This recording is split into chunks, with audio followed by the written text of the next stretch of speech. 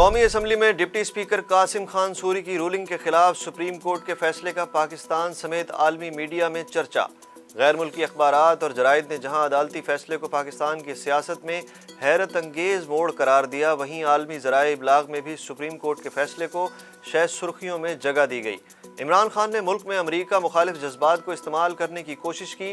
آئندہ انتخابات عمران خان کی سیاست پر ریفرینڈم ثابت ہوں گے۔ عالمی میڈیا نے عدالتی فیصلے کو عمران خان کے لیے بڑا دھچکا قرار دے دیا۔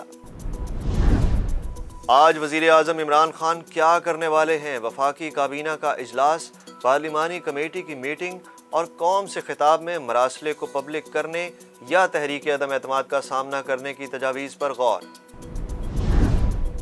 پی ٹی آئی کے ارکان اسمبلی نے استعفیٰ بھی دیا تو تحریک عدم اعتماد متاثر نہیں ہوگی۔ شہباز شریف کہتے ہیں تحریک میں کامیابی کی صورت میں ضروری انتخابی اصلاحات کے بعد ملک میں صاف شفاف انتخابات کرائیں گے۔ بلاول بھٹو زرداری نے کہا کہ سپریم کورٹ کے فیصلے سے آئین کی جیت اور سلیکٹڈ کو شکست ہوئی۔ 2018 کے الیکشن میں متنازع بننے والے تمام جمہوری اداروں پر سے داغ دھل گئے ہیں۔ سابق صدر آصف علی زرداری کے مطابق عمران خان کو نئے اپوزیشن لیڈر بننے پر خوش آمدید کہیں گے۔ مولانا فضل الرحمان کی جماعت آج یوم تشکر منا رہی ہے۔ حمزہ شہباز نے ہائی کورٹ میں نئے وزیر اعلیٰ کے انتخاب کے لیے درخواست دائر کر دی۔ 1 اپریل سے پاکستان کے سب سے بڑے صوبے کا آئینی عہدہ خالی پڑا ہے۔ وزیر اعلیٰ عثمان بزدار استعفیٰ دے چکے ہیں۔ سپریم کورٹ کے فیصلے کے بعد غیر یقینی صورتحال میں کمی آنے لگی۔ اسٹاک ایکسچینج میں کاروبار کا مثبت آغاز، ڈالر کا ریٹ نیچے آنے لگا۔ اسٹاک ایکسچینج میں 457 پوائنٹس کا اضافہ۔ مسجد الحرام اور مسجد نبوی میں آج 15 لاکھ زائرین نماز جمعہ ادا کریں گے۔ دونوں مقامات پر سیکیورٹی فورسز اور صفائی کے عملے کی تعداد میں اضافہ۔ انتظامیہ کی جانب سے مطاف کے لیے اجازت نامے اور ماسک کا استعمال لازمی قرار۔